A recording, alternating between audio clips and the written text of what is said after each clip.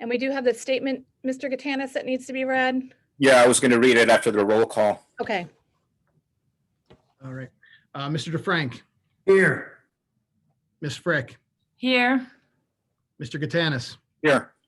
Ms. Glenister, Here. Mr. Ganal, Here. Mr. Hattinger, Here. Ms. Klinger, Here. Ms. Nemitz, Here. and Ms. Ziegler. Here. And we have a quorum. Okay, thank you. And I will start off by saying pursuant to Board Policy 18.1B.5, all meetings of the Salisbury Township School District are audio and video recorded. The district disclaims any and all liability arising from the recording of the meetings and for any statements made by those in attendance. Okay, with that out of the way, item 1.4, Mr. Taylor, do we have any citizen comments? Yes, we have Megan Stevens.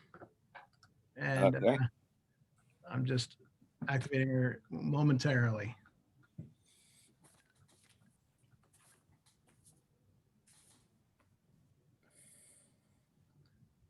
All right, and Megan, you're on mute. As soon as you unmute, you should be able to talk. Good evening, everybody. I wasn't expecting to be going first. Wow. My name is Megan Stevens and I live at 1241 Maumee Avenue, Allentown, PA 18103. My son is in first grade at Salisbury Elementary. I am commenting on agenda item 3.1, the discussion about sending the students back to face-to-face learning. Excuse me. Our children need to go back to the school buildings. They've been out of school for almost a year and they are suffering because of it. Their grades have suffered. Their learning has suffered. They get bored far more easily, and their health is suffering from being on an electronic device all day. In an assignment about his feelings on virtual learning, my child wrote this: I only like online learning a little bit. I would like to be in school. I would like to see my teacher and my friends. My iPad makes me tired. Parents have turned into taskmasters as opposed to being comforting. Now that the 3-week lockdown is over, student athletes will be going back to practice and eventually back to playing games, doing meets or matches. If the kids can go back for sports, they can go back to in-person learning, since that is what school is for. I love sports and feel that they are a valuable part of a student's education, but academia is the more important of the two things, as the kids are students first. Also, my company always talks about a work-home balance for its employees. Shouldn't kids have the same? A school-home balance? They are not getting this as they are always home. It is hard enough as an adult to maintain a work-home balance, especially now with so many of us working from home. How are we supposed to expect kids, especially kids at an elementary level who don't have other modes of communication with their friends, to have a school-home balance? I know that the decision on sending the kids back to school will be made by looking at the numbers that came out last week. I view the statistics every day. Looking at the current numbers from the COVID Alert PA app, cases in Lehigh County have decreased from January 4th to January 5th, as have deaths. The hospitalizations in the entire state have also decreased. The numbers for deaths and hospitalizations should also be considered besides the number of positive cases that there are. I am urging the board to please send our kids back to school. They want to go back and their teachers want them in school. Please take this into consideration. Thank you. Thank you. Okay. And Mr. Katanis, there is nobody else signed up at the moment in the chat. Okay. Okay, that takes us to item 2.1, which is the motion to approve the addenda. Do I have a motion to move that? So moved. A second? Second. Those in favor say aye. Aye. Aye. Those opposed? Ayes have it. Okay, that takes us to 3.1, transitioning to face-to-face instruction, and I'll give it to Carol Klinger, the chair of our curriculum committee. Good evening.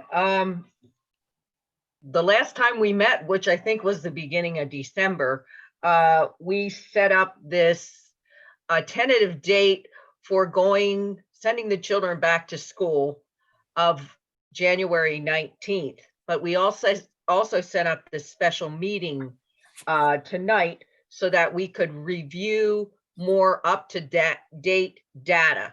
So with that, I'm going to turn the meeting over to Mrs. Funi Hatton. She has a slideshow that she would like to present. And I would like the board to hold all questions or comments till Mrs. Funi Hatton is finished. And then I will give everybody an opportunity. I'll go around and give all the board members an opportunity to comment. And then following everyone's comments, then we will go and vote at that point. So you're on, Lynn. All right. So I'm going to screen share this document. The first document that I'm going to share tonight is all about the data, and this document is in the content in board docs. So the board asked for the most up-to-date data, and this data was up to date as of January 1st. So January 2nd, I pulled this data. As you can see, this is our data by the county. The cases did decrease over the past week. Our incidence rate is still very high at 464.8. You can see the percent positivity. You can also see the decrease in hospitalizations and patients on ventilators. This data is available at the early warning dashboard. Oops, sorry. You can see many of the statistics decreased from the week prior. I know everybody's had this information and it was posted publicly, but want to share that as well. We are still, based on the data, in the substantial category. The state does recommend the full remote learning model in this substantial category. They recommend staying in fully remote until you have 2 weeks in moderate. Districts are not required to follow the state recommendation. Districts submit an attestation form if they choose not to follow the recommendations. We are still in substantial, and based on the data, it's anticipated we would be in substantial again this week. As I mentioned, the attestation form, every district has to complete this. We did previously complete this. Basically, you're saying you're either going to follow the guidance and stay in remote, or you're going to choose to participate in in-person learning, and you attest that you follow their requirements of the social distancing, the personal mask wearing, and closing when you have the set number of cases for each building. So that's the information on the actual data itself. The second piece that I want to share with you is a slideshow that I have put together with our building leadership team in the last day or so, just really finished it this afternoon. And we created a staff survey that we distributed on Monday. The data came in Monday and Tuesday, and this is that information to provide information on staffing. So I'll share this information with you as well. I'm going to go through each building and explain the current unfilled vacancies that we have right now. And then also, based on survey data from teachers, the vacancies that we can anticipate. The anticipated additional vacancies are self-reported by teachers saying, you know, I'm going to be seeking a medical leave, or I may be requesting an accommodation based on ADA, or I may be taking a leave of absence as a general leave, unpaid, or I may be resigning. So those numbers are all here together to show you potential staffing issues. These staffing issues, you know, for most of these instances, we don't have paperwork submitted by teachers. Not everybody has submitted paperwork at this time. And our HR coordinator has started to reach out to teachers to talk about options and make sure they understand what the options are and what the implications are of each option.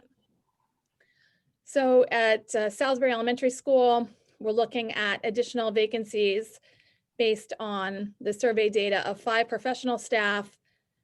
A couple of staff have indicated they're uncertain, and 2 instructional assistants. Instructional assistants can be the one-to-one assistants who work with our learning support students. They could be intervention, they could be assigned to intervention. Instructional assistants might complete lunch duties or other supervision duties. At the middle school, we have anticipated 4 professional staff members. And again, this includes leave or resignation or staff members who may be requesting an accommodation based on ADA, a medical accommodation. An example of a medical accommodation might be teleworking. So if we have a staff member who has a medical condition that does not allow him or her to be in the building based on doctor recommendation, he or she could currently be teleworking. And because there are no students in the building, we can permit that as a reasonable accommodation because we don't have to find supervision for those students. We may not be able to do that in the case of having all of our students back face-to-face because we need students to be supervised. We need that face-to-face supervision when students are in the classrooms.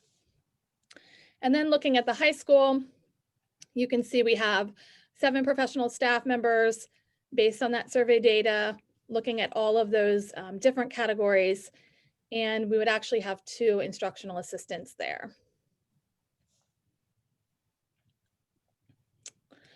In the nursing area, we have a goal. We set a goal to create a sick space and a well space for students in each building. You know, larger districts are able to do this more easily. Smaller districts, we have less staff. Northwestern, Catasauqua, as an example, have fewer nurses. Some of the larger districts have 2 nurses per building every day or 2 nursing staff members per building every day. We currently have 2 full-time school nurses. These are professional staff members and 3 part-time nurse assistants. Those part-time nurse assistants work 3 days per week. We did have a resignation of a part-time nurse assistant, and 2 of our current part-time nurse assistants will pick up an additional day. We also have 1 nurse sub who's committed to working 1 day per week. That's our understanding at this time. And what that allows for is us to have double nurse coverage 4 days per week at the elementary school, or that nurse could float to wherever the greatest need is. Would we like to have double coverage at every building? Yes. Is that something that we are able to do at this time? No. We have advertised for a nurse assistant. At this time, we have 1 applicant that Mr. Parliament will be scheduling an interview for. So nurse staff is adequate, but could be a challenge if nurses are required to quarantine. And you know, that's sort of a what if that we can't necessarily predict. So some of the implications of the staffing concerns, you know, having those staff members, those reductions or those potential reductions is going to be a challenge with our current substitute pool. We have 36 active substitutes right now. We've reached out to those substitutes to see if we have interest from them, if they'd be willing to serve as more focused building substitutes 4 days per week or up to the 29 hours that we can permit.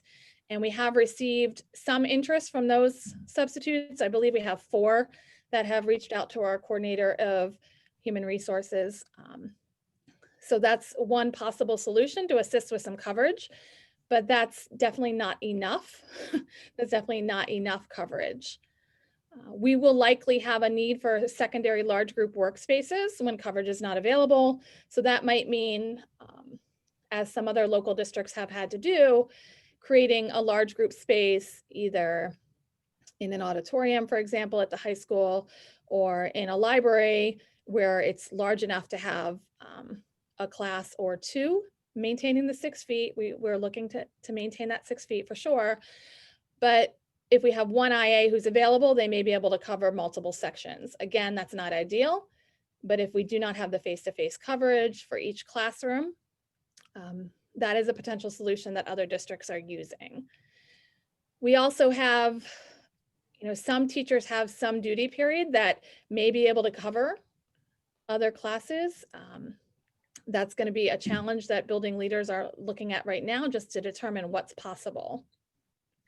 That does not happen at the elementary level because elementary teachers have their free time, their prep time away from learners is typically when there's a special. So they don't have an extra duty that would appear potentially in a high school teacher's schedule. This could lead to potential programmatic changes. There may be teachers that if they're unable to work in the environment with learners, they may need to take leave. We may not be able to run their those particular electives. So that may be a challenge. If we can cover those teachers, if we can create a way for teachers to telework, if we can provide supervision for the students in face-to-face, there may not be as much impact. The challenge is until we have the paperwork from teachers, we don't really know exactly what the staffing is. And then finally, we may have a need to shorten the face-to-face day. If we return and we are not able to cover all of the classes all day, we could shorten the face-to-face day, use more of an early dismissal schedule that would provide us some additional time from IAs that could cover supervised classes if teachers were teaching teleworking. And it's not just the leaves or the medical concerns, it's also the potential quarantines. You know, in December prior to December, I think we had 2 cases. After December, we jumped up and we currently have, I want to make sure I have the right number, the number of people on quarantine right now. I think it's about 6 people right now. Yes. So we had 2 staff before December. After December, we have 8. You've probably seen some of those recent emails. 4 students prior to December, 2 after, and we have a total of 16 cases, 6 people on quarantine. Right now, if teachers are quarantined, many times they're able to teach from home. And they're able to continue working. They're able to continue teleworking. When students are face-to-face, we would need to cover their classrooms with someone. So those are some of the implications of the staffing concerns that we have. The buildings are ready. Websites have been published. We have, you know, the masks, face shields, hand wipes, sanitizers, they've been purchased. Disinfecting hand wipes have been distributed to many classrooms. We also have we also have disinfecting wipes to distribute. Some of those have not been distributed yet because they may not have been needed yet, or the custodial staff is waiting until learners return. Largely so things don't dry out and so that we're using what we need. Technology has been purchased through grant funding for live streaming, as we will need that at the high school level. So we've done sort of the operational pieces, the pieces that we can solve, our building leaders have been working towards. The staffing is something that is less known for us at this time. And I think once we set a date, should the board be setting a date, then we will have paperwork submitted from teachers and we'll have a better idea. So those are the pieces that I wanted to share in terms of the staffing, the staff survey that was very timely. Just got those results back yesterday and the day before, and the potential implications.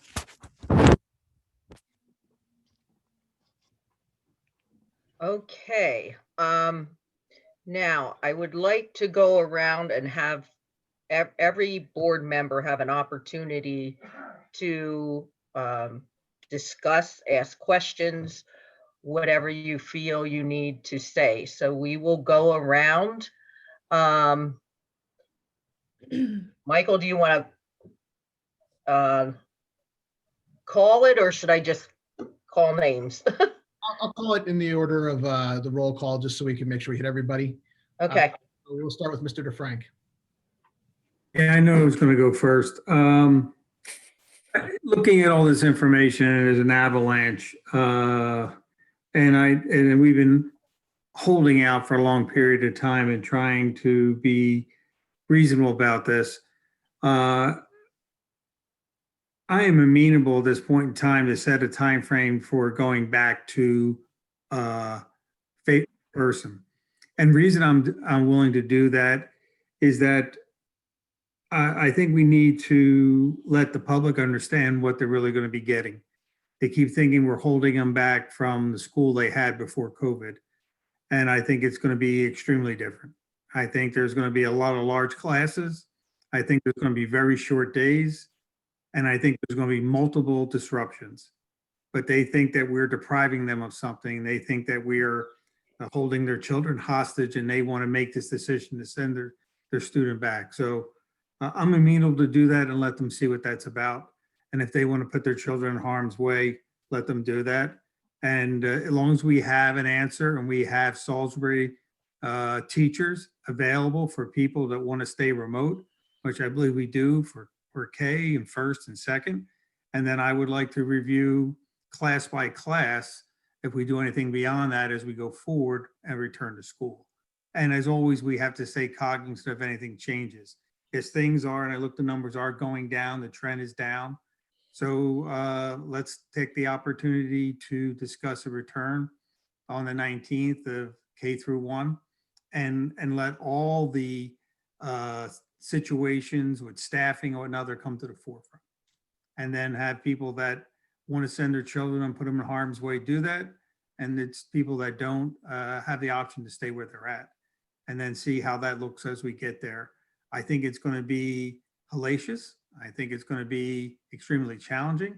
You may be picking students up anytime from 12 to 1 o'clock after you drop them off or less, depending on what we're able to put together into a building. Because myself personally, and this is my personal feeling, is that if I was a teacher at this point in time in the pandemic, I would not report. And I cannot blame them for not reporting. And I would take any leave possible not to work in that building. I am lucky because my company allows me to work at home, and I'm most likely not returning to work to anywhere from May to June. And I've been able to continue to do my job, continue to be given all the opportunities to perform and do well. I feel extremely, I guess, bad requiring other people to go back to work. But I think that's the will of many parents out there, and let them have their kids go back in there and see what that's like and how different that is than remote learning. I think it's absolutely and positively is going to be a hellish experience for parents. And that's my personal opinion. All right, Mrs. Frick. Well, I will agree that there is so much information out there. And I mean, I'll also admit that I think it's confusing. Now, I go to work each day because I want to go to work each day. I want to work with my kids directly, and it makes a huge difference with first graders. I also saw Lynn's numbers, and a majority of the teachers want to go in. They want to go in. They want to meet their students. They want to be there.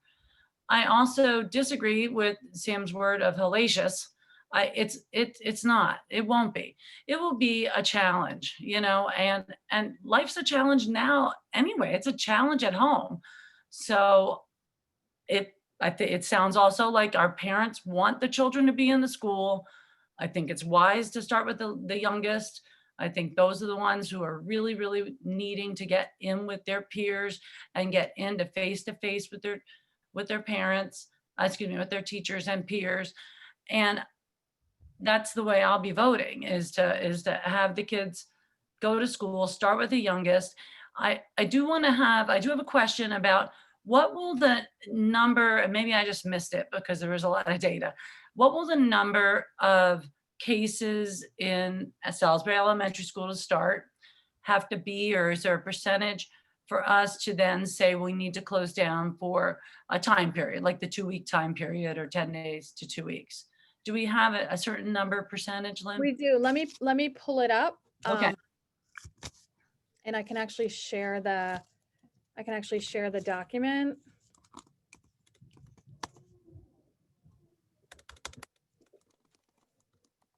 Do you have well, it's going to take me a minute because I want to navigate to the website. Do you have any other questions or comments while No, yeah, my comment would simply be that I think you have a good plan. I think that the administration, the principals, and the admin have worked very hard to come up with a sound plan, and it's the best we can do, and we're going to give it a try. And I think we're going to have a lot of good things happen. I do not think it's some kind of downhill, horrible slope that we're slipping down. I think it's going to be something that will work out well for us, and there'll be some bumps, but it'll be fine. Okay.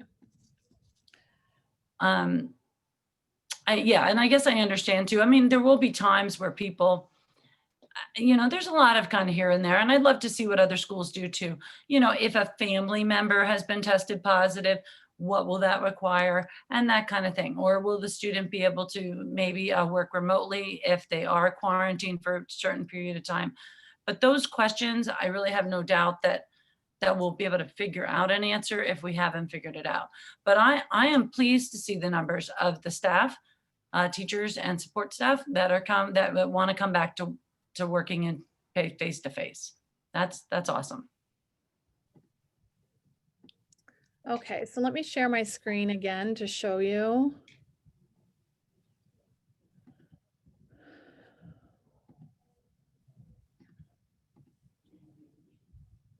Okay, so this is, the state guidance was revised to reflect small schools and medium-sized schools. So Salisbury Elementary School would fall into what they're calling a small school, fewer than 500 students. When you're in substantial, and you have 5 cases of students or staff in a 14-day period, you're closing for 14 days. Okay. If you have 2 to 4 cases, you're closing for 3 to 7 days. And that's in a 14-day period. Okay, right. And, So and the period is rolling. So sort of if somebody's coming in we on were a Monday. starting tomorrow, we would not be able to open all the buildings based on the recent cases that we've had.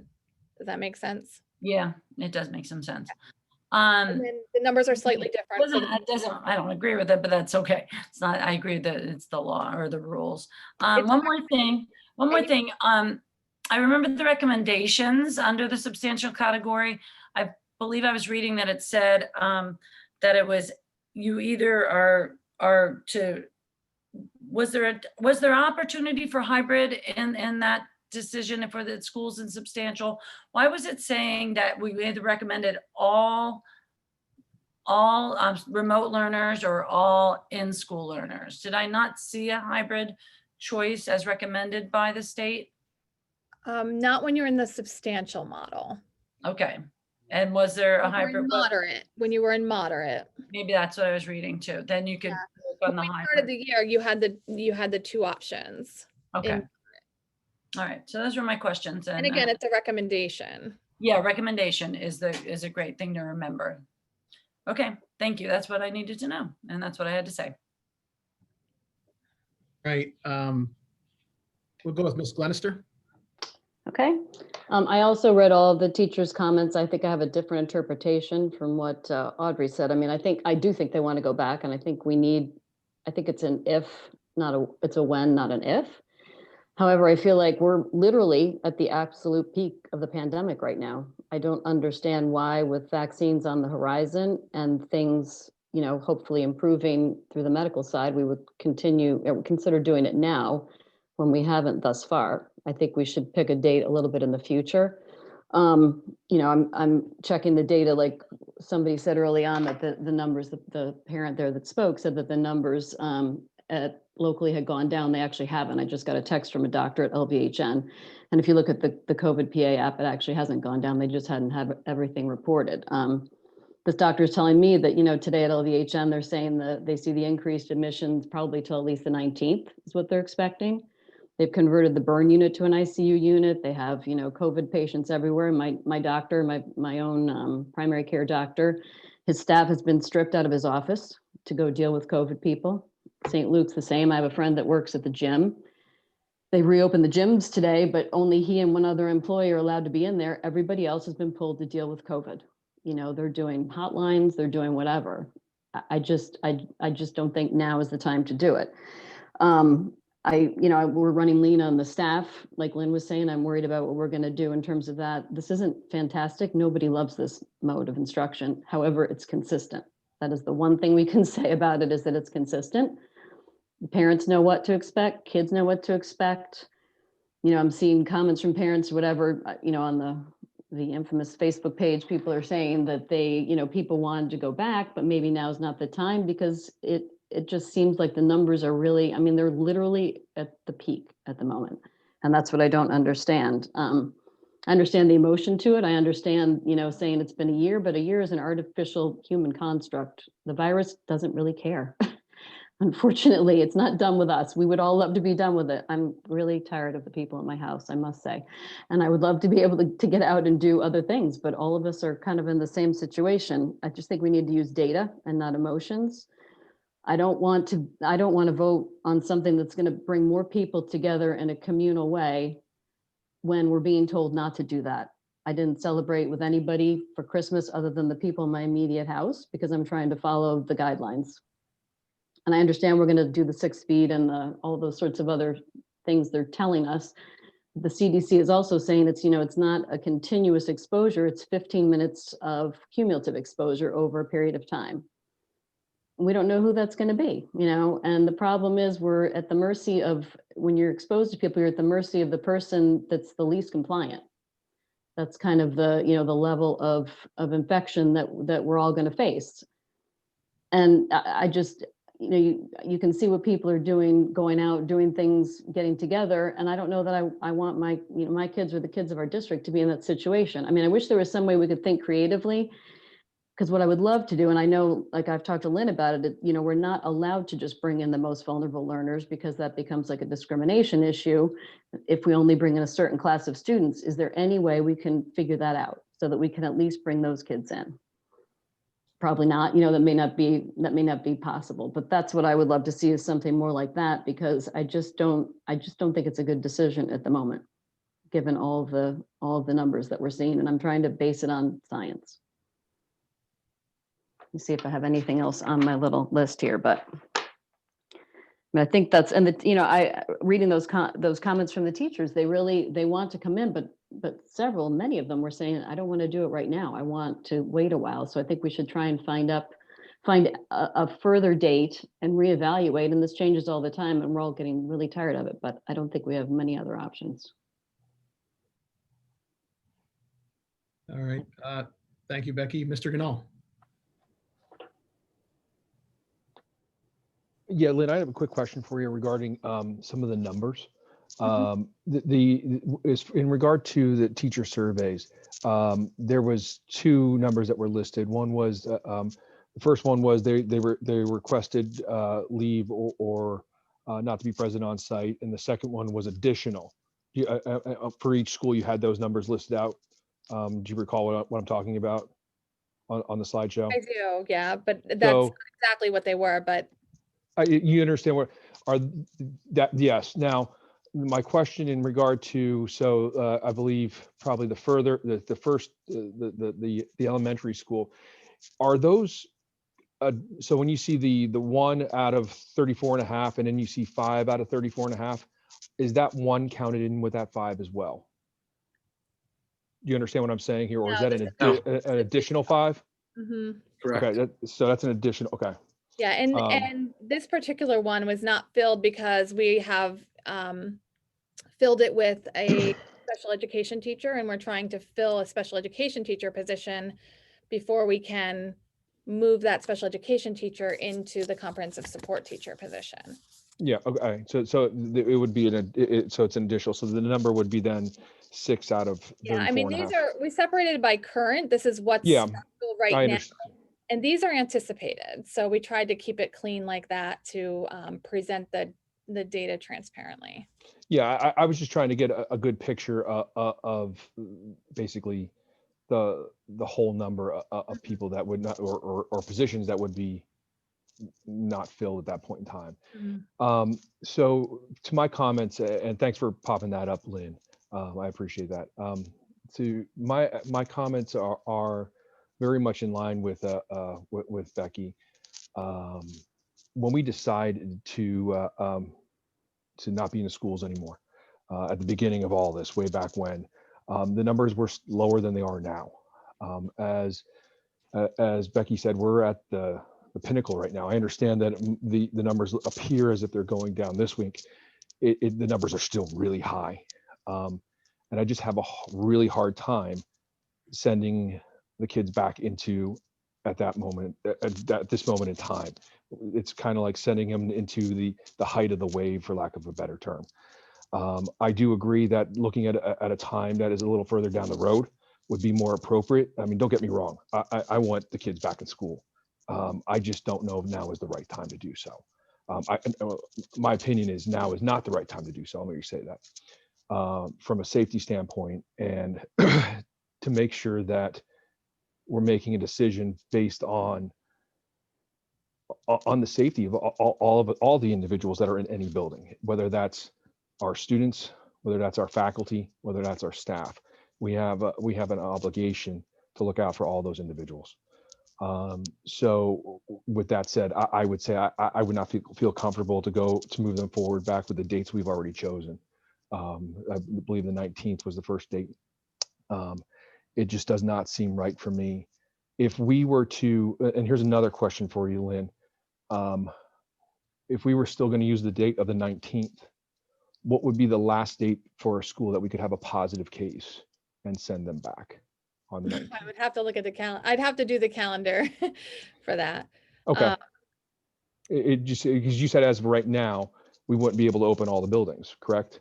Yeah, but I don't have the exact math on that, Joe. I'd have to, I Okay. don't want to give misinformation, but basically what we would be doing is going back 14 days, counting back 14 days from whatever that day is, and determining if there are so many number of cases. Well, that would be the 5th, correct? So if you go 19, so that, I mean, that, yeah, we would potentially already be shifting that date. But the 14 Since it's rolling, okay. rolling. But yeah, we could be.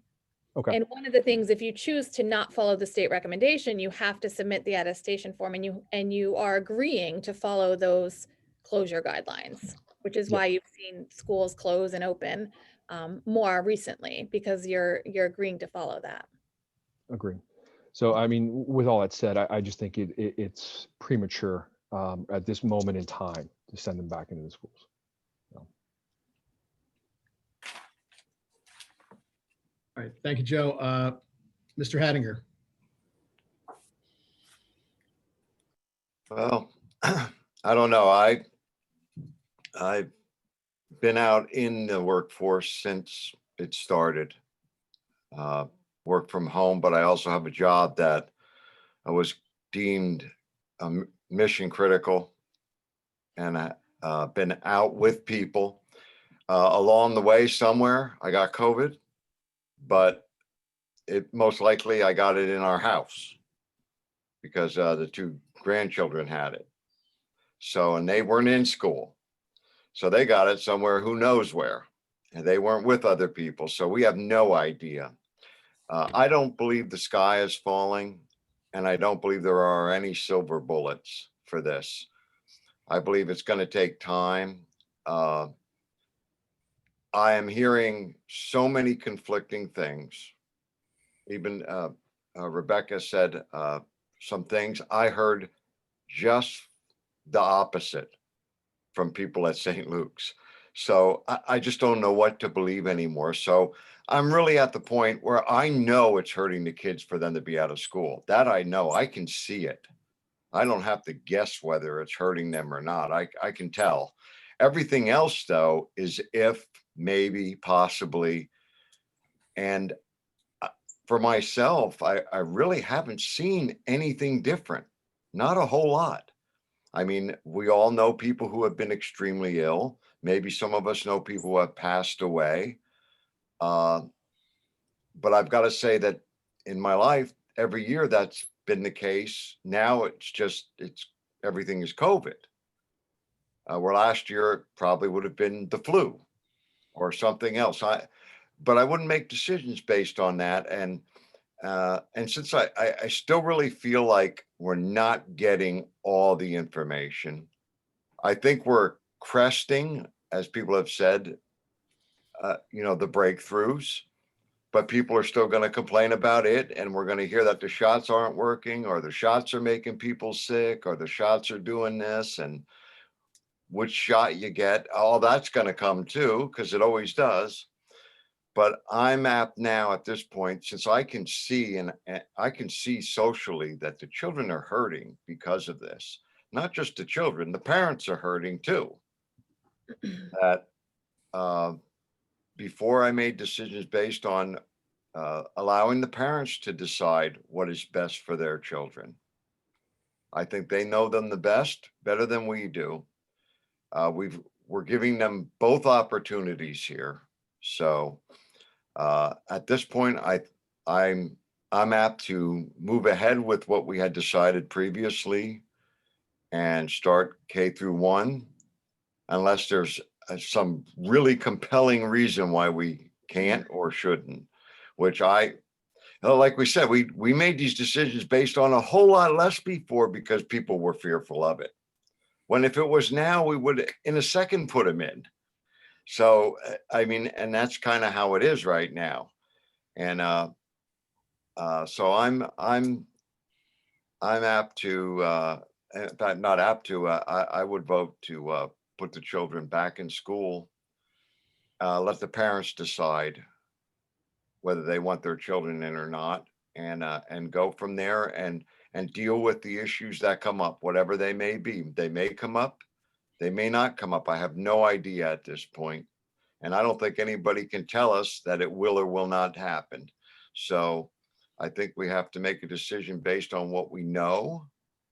What we know is that the illness is out there. We all have to live our lives anyway with the illness out there. I'm not convinced the school isn't the safest place for the children to be, especially the young ones, because we can make them do the things they should do. And I know even here in my own house, getting the kids to do the things that they're supposed to do is very tough. But I believe they need to be in front of the teachers as soon as we can. I'm worried about what will happen a year down the road if they're not. So I guess I will be voting for the children to go back to school. Thank you, Dave. Mrs. Nemitz?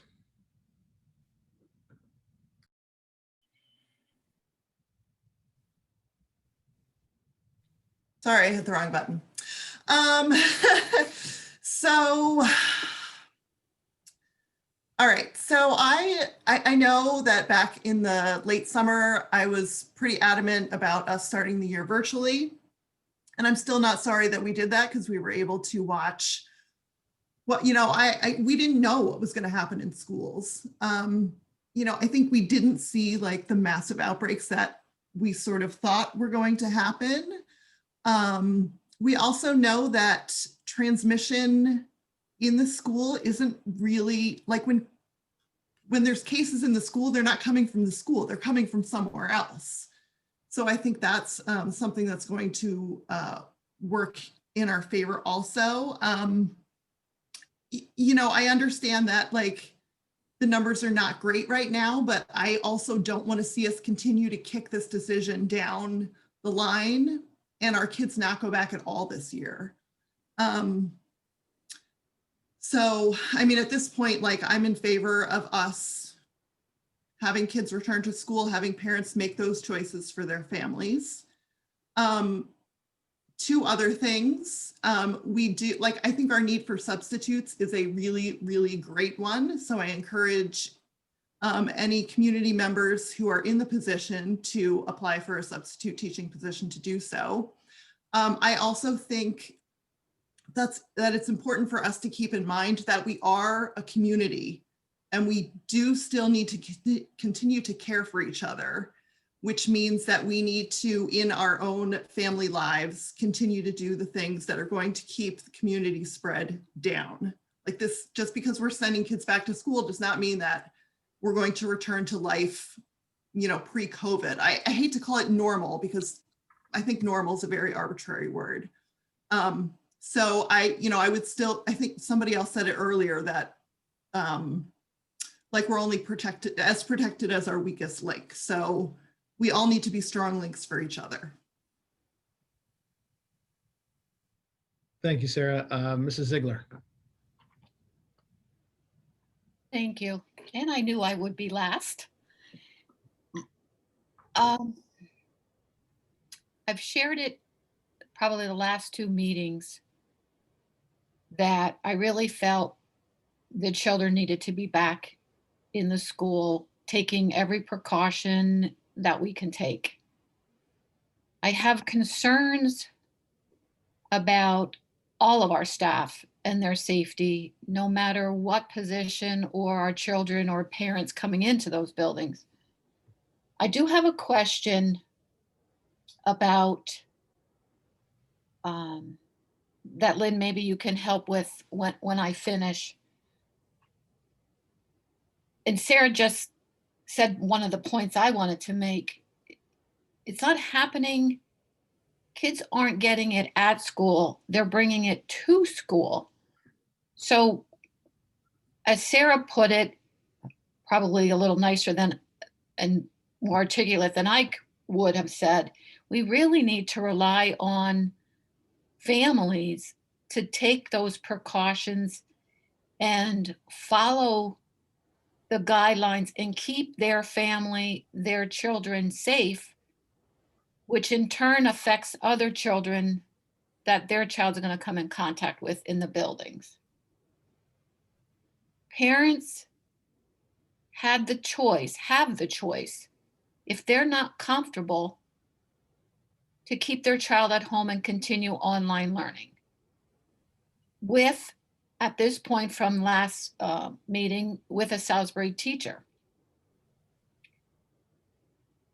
With the increase in numbers, one of my questions is, if family want to change their mind and switch from face-to-face to staying remote, how quickly must that decision be made, and how can they relay that decision?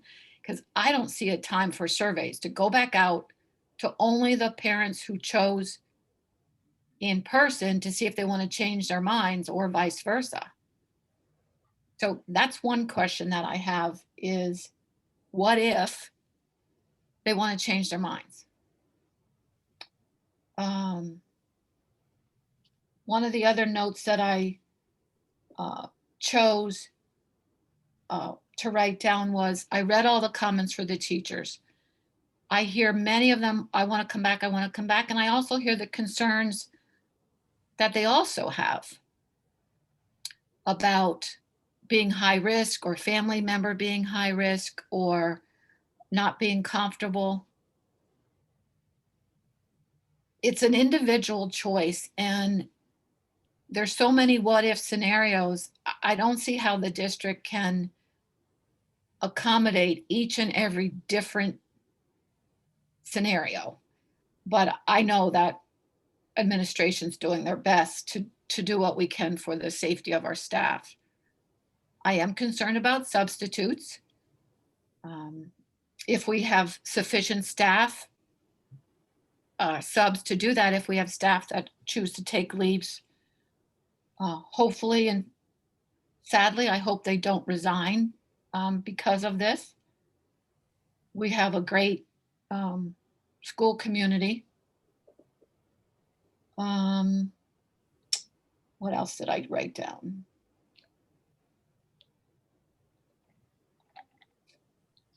We all have said it. There's a lot of what ifs, and the what ifs have made us go a little longer than I would have liked to have seen our children go back. I'm really concerned about them not being back. And one question I have, and I'm not sure who can answer this, maybe Lynn, what type of assessment are children going to have to go through, if any, when arriving at the school? We had talked about relying on parent self-assessment. Please don't send your child to school if they've got a fever, etc.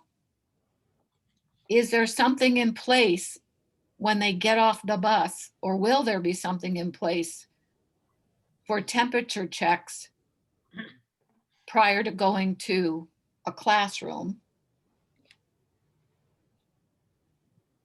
So in the end, my mind has not changed. It's even more so, we need to get them back to school. And that's all I have. Thank you, Mary. Mr. Gatanis. Okay, I'm in favor, just as I've been in the past. I'm in favor of sending them back. And I shouldn't even word it that way. It's not a case of sending them back. It's a case of those who want to come back, go back. And I think that's a decision. Those people who feel uncomfortable with it, they keep their kids home. We just, right now, the way I feel is I want to give them the option of going back or not. And I think that's the important part. Other districts have done the same thing. I haven't seen any major outbreak anywhere. And one thing we do know, the impact on the students is big, both on a temporary basis until they go back, and they're finding now that the long-term effects of staying out of school has an impact on them. And that's a concern. That's something that can't be overlooked. I think the schools, if anything, are safer because, as was previously said, we've had cases and we don't have school open and we have cases. So I think with the precautions that are taken in school, I really feel they're safer there. And as far as staff goes, concerned about their well-being too, obviously. And I think all the protocol that we have in place will make it safe for them also. And another big thing relative to students, the special ed, that is huge. That is something I'm really concerned about. And that to me is a bigger issue than the potential for the students catching something in school. I think one is a potential, the other one is fact. It's fact that these special needs students are having problems and they have to get back because, like I said, it's not only short term, but it's long term. And not that I always believe what they have to say, but at the local, state, and federal level, they're even saying the safest place for the kids to be is in school. So, so the way I feel, if we're able to tackle the staffing problems, I want, like I said, I don't want to word it in a way, hey, I want them back. I want the opportunity for them to go back if they wish, because right now they're locked in staying home. So that's my feeling. So I'm a yes in terms of them going back. And we also have to discuss at what grade levels are, to tell the truth, I'd like, in the perfect world, I'd like to have them all go back, but nevertheless, we have to nail down some sort of time frame because before you know it, it's going to be March, then all of a sudden it's going to be, well, there's no sense in going back now. So that's why I think it's critical for everybody to get back from K to 12 as soon as possible. So I'm a yes in terms of going back. All right, thanks, George. Mrs. Klinger, last but not least. I know this is a scary time for everyone. Everyone, no matter what situation you're in, what business you're in, even those of us who aren't working anymore, it's just scary to go out of the house and believe that you will be fine.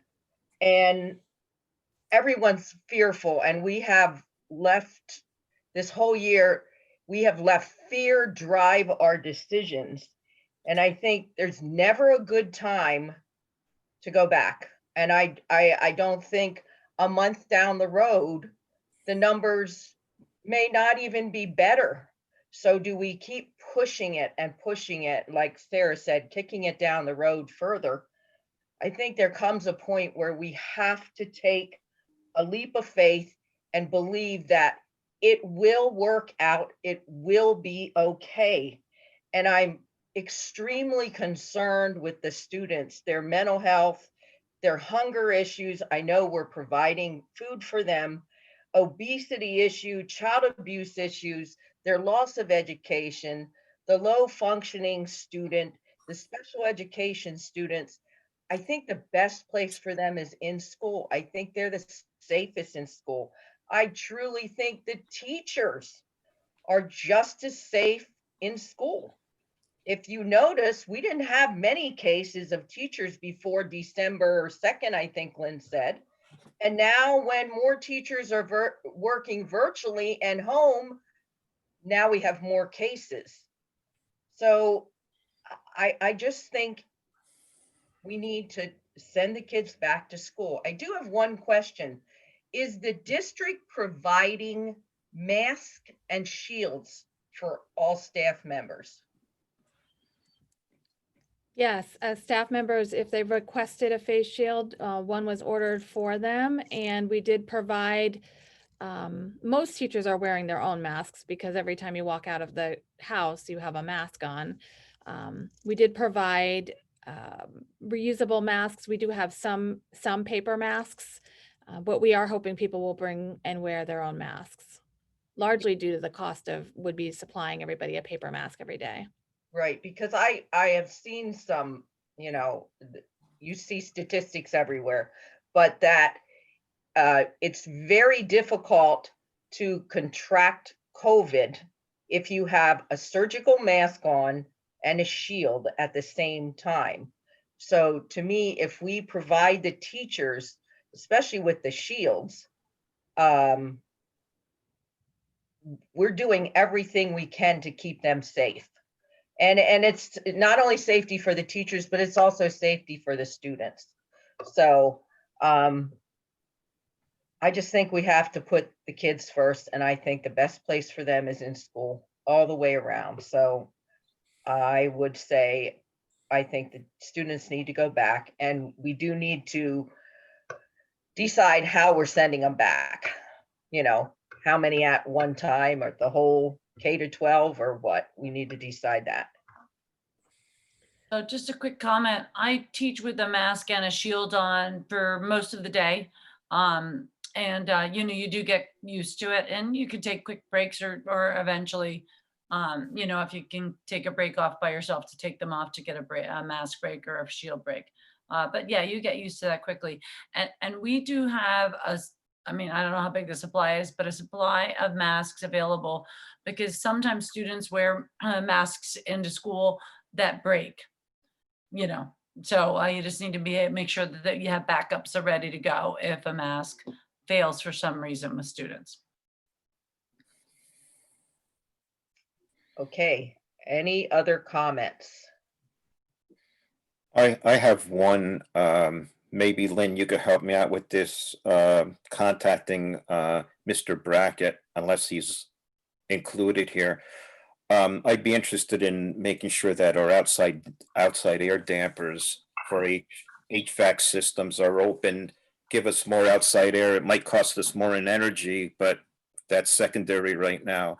I think we got to open up the outside air dampers on our mechanical systems.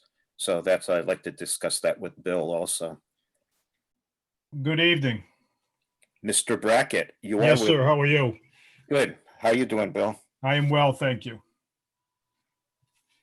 Did you hear my question, or? I absolutely did. I think we are in a good position with our HVAC in all three buildings at this point. We do have the flexibility to open up our dampers additionally if we need to. There's a couple of things that come into play. We need to make sure that we can still maintain a proper temperature in our classrooms. This is a tough time of year to open up these dampers for additional air, because we're going to bring more cold air in that we may not be able to temper and provide a comfortable environment. So it's going to be, we're going to have to play it by ear almost daily as to how much we can open up the dampers and how much, or if we're going to let the system run as normal. Our systems are designed to bring in enough air per classroom for about 28 to 30 students. And with limited seating, due to space issues, we're not going to have that many students in a classroom. So we're already bringing in more air into the classroom than what we have people in those classrooms. So we're in a pretty good position with that as well. Okay, great. So yeah, that's one concern I had. And if we open them up, that'll make UGI happy too. It'll make UGI, it'll make you PPL. Be a couple of people happy about it, yes, All right. Okay, thank you, Bill. certainly. Carol, I have a question if George is finished. Yes, I am, Mary. Thank you. One of the questions was if we can come back to it about what type of self-assessment or assessment upon them arriving at school.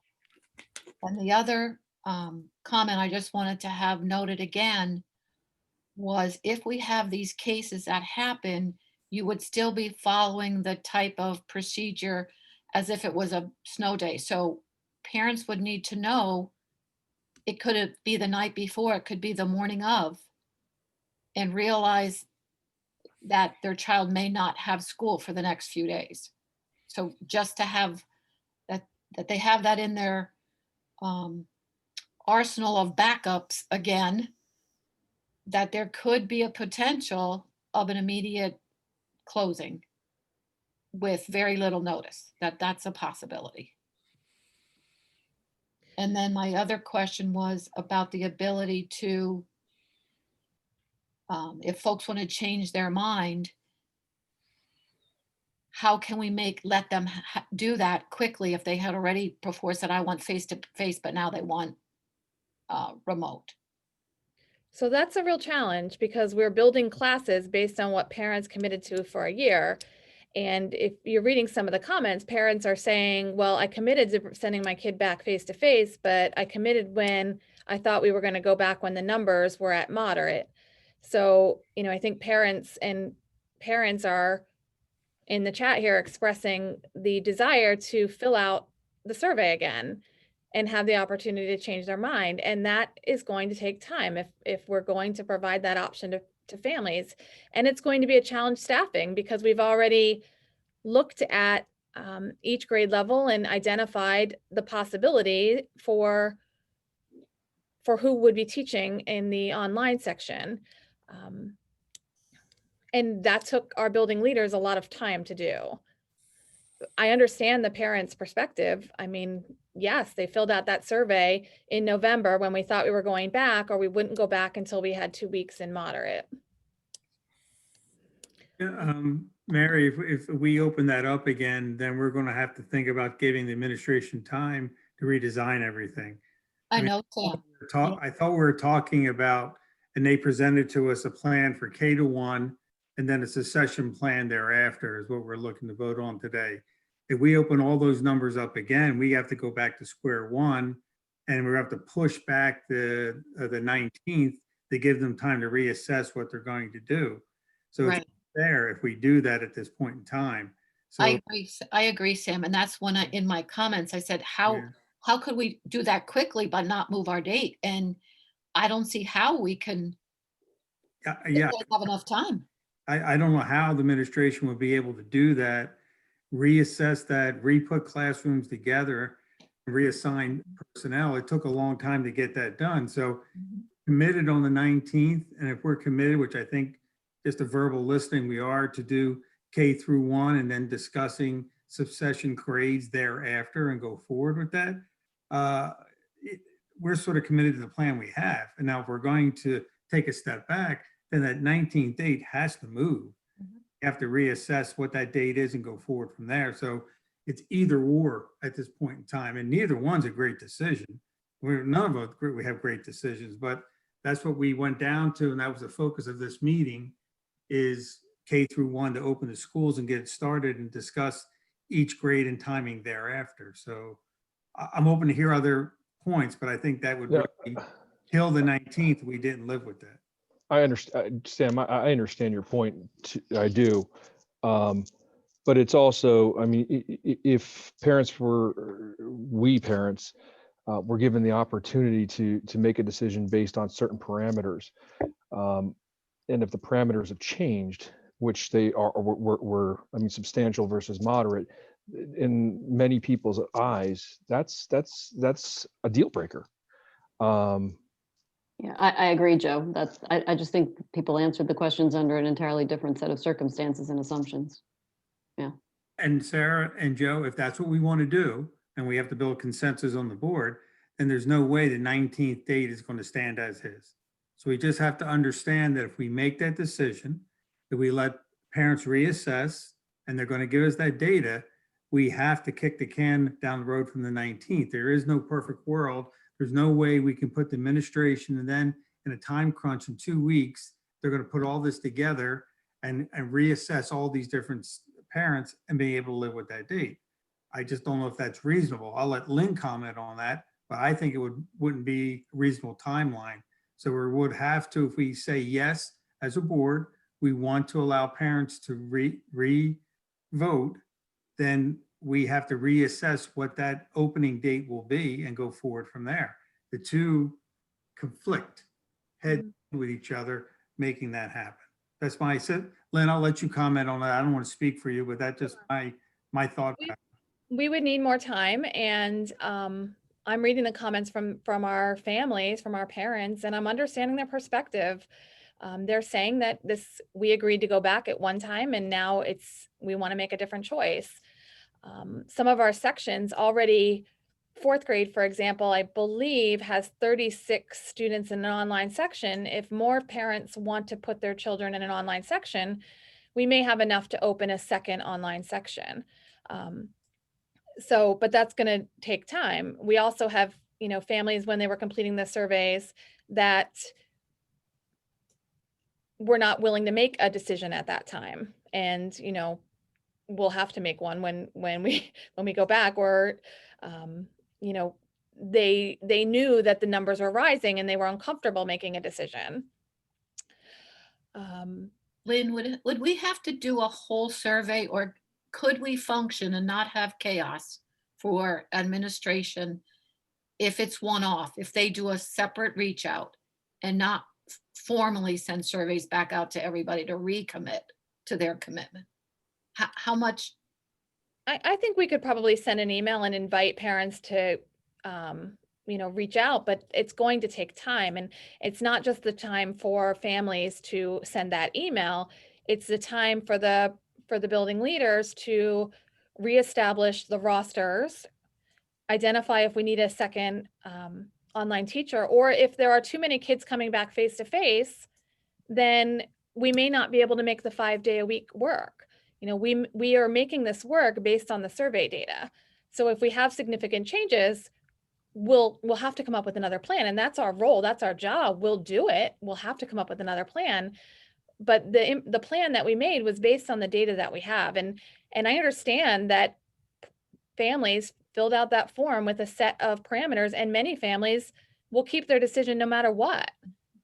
But I'm reading these comments that are coming in here and have, it seems like quite a few want the opportunity to change. And I only ask about, maybe it's 25 families, which still can affect quite a few grades, but I think it would, one-off initial reach outs by families would be less time consuming than trying to send out surveys all over again and accumulate that data all over again. And it's just my opinion. And Lynn, if you could clarify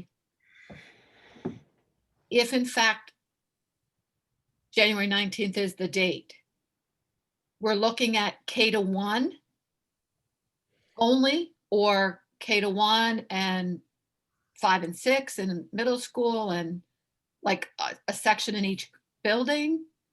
So as a leadership team, we were, prior to the teacher survey data, we were really talking about looking at K to even 6, K to 5, to come back. Now that we have that survey data, we need to make sure that we have enough staff to cover it. And I would want to start with K and 1 to make sure that we have enough staff and to solve the staffing issues that will arise.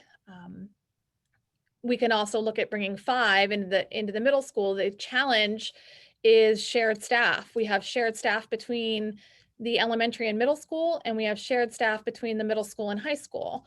So when you're not all on the same schedule, the principals need to develop an alternate schedule. And you know, we'll solve whatever issues we have. It may mean asynchronous specials for that period of time.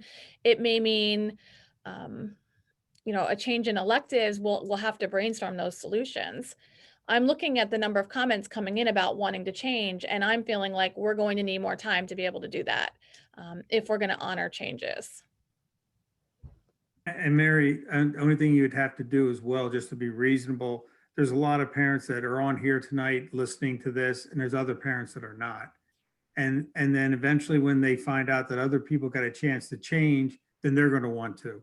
So if we don't do this collectively as a whole, and then you're going to have a lot of one-offs, people coming last minute that wants to change or do something and say, somebody else got a chance, but I didn't, nobody contacted me.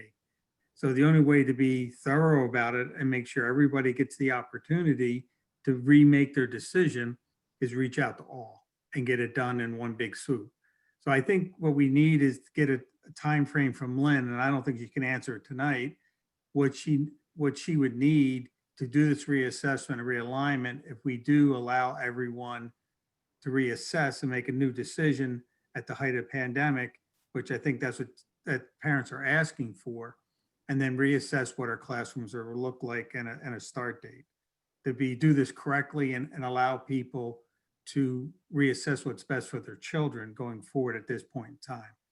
So just my 2 cents, but I think we need to reassess that and be thorough about it and give the administration the time they need and let them set a reasonable time frame to get that back to us and start school.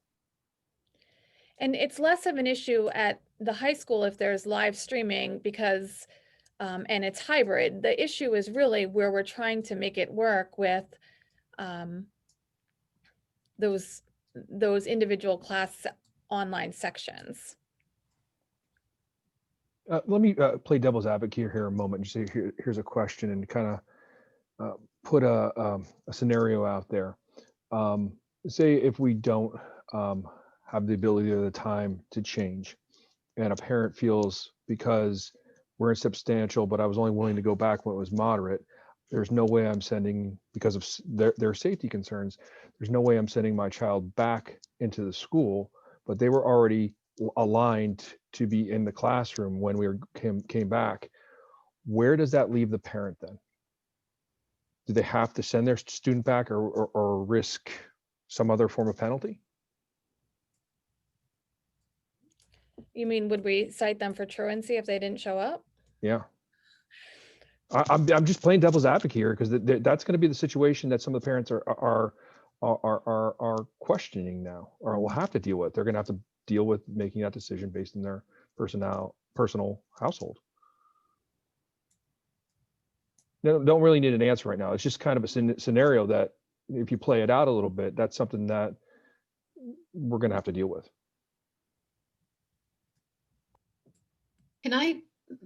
I'm sorry, I want to make one more comment. I am for them going back to school, and I hope it's not taken the wrong way. I don't want to reopen it again. My question was, if we could, would you allow them one-offs to ask for it? But I don't want to see surveys go out. If an email goes out, Lynn, like you suggested, and you want to offer them to change, a one-day turnaround. Tell us by tomorrow. But I'm not asking that we go and resurvey all the folks again. I was just questioning that there could be folks who want to change their mind, or do we stand with, you made the decision and the kids are going back? I have concerns about holding parents to a decision that they made when they made it based on information that we said that we've now changed our minds on. And I don't know what the answer to that is right now. I was not expecting to see this stream with this many families. I also know that there are families who are strongly committed to coming back, and they made that decision and they want to get their kids back and they don't want to wait for indecisiveness of other families. I mean, I think it's completely reasonable to put the onus of this on parents. You know, we have several methods of communication to get, you know, information out to families tomorrow, even like, this is what our board decided. This is what we're doing. If you want to change your option, you need to let us know by Monday. But And- Sarah, the key And thing, and I think, if parents let us know by Monday and there are significant changes, it may change our plan. We may not be able to offer the full 5-day session if more kids are coming face to face. And we may need to allocate an additional teacher if more kids are going online. So And there, I think that's fine. I mean, I see no problem, you know, in the elementary school having 3 in-person classroom teachers and 2 virtual, but you know, I think reissuing the survey is, you know, asking for a lot more work. And not that the work's not warranted, you know what I mean? I think it's, so this, just like everything else, there's no right answer. There's no easy answer. We just need to pick something. Lynn, can you answer, help the board out here? If you got people coming back and say 10%, 15%, 20% of the people change their minds, what time do you need and what does that do to be able to open school by the 19th? We're talking K through 1 and then assess the other ones to be ready to do a ladder. Does that push the timeline out for you or can you live with that? We're making assumptions, we're going around. Won't you tell us what you think is reasonable for you to get done depending on the level or threshold of change? I'm thinking about the work that our building leaders would need to do and the time frame. So today is Wednesday. If we put something out an email for next Monday,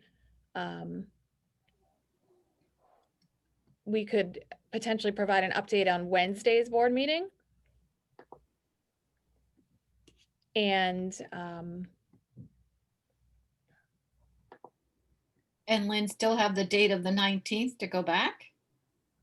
I really think that's a challenge, taking a week to decide this. I'm looking at that, and that's only 5 days then for building leaders to, and really in that case, it would be Mr. Brem, if we're looking at just K1.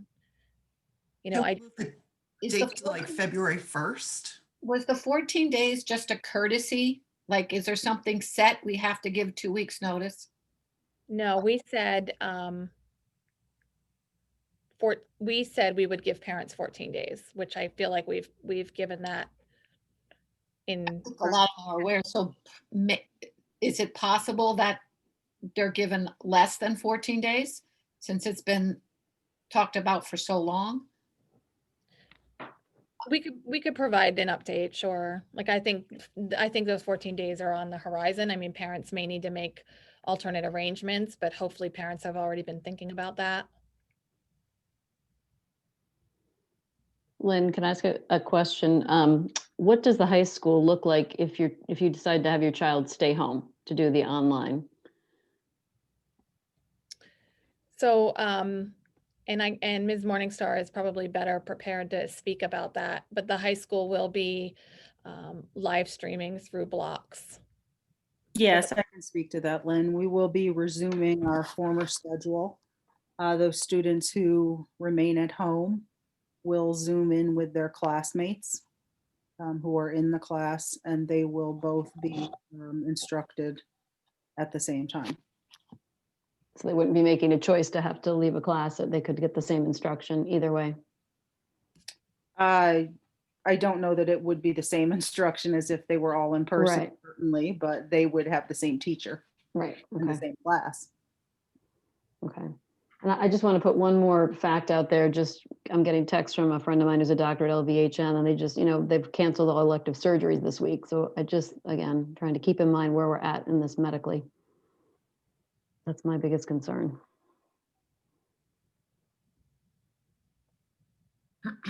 Lynn, what's the What's the soonest you could get some sort of email out? Would that, I guess tomorrow? Mhm. And then I guess Friday would be too soon, huh? Friday for what? The response. We can ask for a response for Friday. Yeah, we I mean, certainly I can. think we have really peculiar circumstances here. Nothing's going to be perfect, but I think it's something that we might have to try and get. We're trying to make things more fair for the parents, and I think if if they already have concerns, I wouldn't think it would take them that long to be able to respond to an email because they probably have their mind made up now. Yeah, and that's probably true for many of our families and certainly families who are on the call tonight. However, we had hundreds of families not complete the survey. So, it's for some of us, you might think, okay, well, I'm just going to reply to that email or take care of that right away. And for, some families told us they weren't ready to commit, that they weren't ready to make a choice. So there's a lot more out there than just emails replied. I would assume if that nobody makes a reply to an email like that and to the original survey, I mean, maybe they're on the fence, but I would also assume that maybe they're going to do what we decide. So, they're just going to be compliant as to what they can work it either way. And they decide that they will just do what the board decides and their child will go to school or their child will learn from home. So, I mean, that's my thought on that. I think we could have a quick email that would be okay to make sure that we can work the way that we designed it to work. We don't have to make any tweaks. I noticed a chat comment that was asking, please clarify what we are talking about. And I think we have been hopping around between saying that tonight we're making a decision on K1 and 2 or K and 1, or are we making a decision on all levels of school? So we need to clarify that, I think, right now. I agree. I think that's something that we have to decide on for the sake of the admin and all the building. For everyone, yeah. Yeah. I agree. And that's why I asked for clarification as well. What grades are we talking about? Each building? I mean, I know when I originally gave my opinion that I was saying that let's go with that KM1 on the 19th and let's quickly put some more dates right up on our agenda to allow and work with the other grades coming in. Mary, you had a good idea. I thought about like the 5 and 6, maybe at the middle school, or I don't know how it would work, but something like that. I feel like the high school plan would work with the way that you could Zoom in if you had to be at home. Plus, when children do have to stay at home for various reasons, I feel like some could Zoom and flip back and forth between Zooming and then being back in school. I don't know. That's maybe we don't want to talk about that right now, but I saw that also from a Parkland teacher in our comments that they say that the students hop between Zooming from home and being in person pretty often, and it's not easy, but again, that they're working it out. And that's my overall feeling. It's not going to be easy, but I think we're going to work it out. I think you have some very good ideas. I think that works for high school students if it's a live stream. I think it would too. Yeah. It's different for elementary. Yeah, I agree. And elementary students, we are, if you recall, we said we're going to need to re-roster for elementary students and, possibly up to 8th grade, depending on the staffing. There may be changes in Project Wonder online. There may be online sections with 6, 7, and 8. All of those decisions are going to be finalized with staffing challenges. And the other,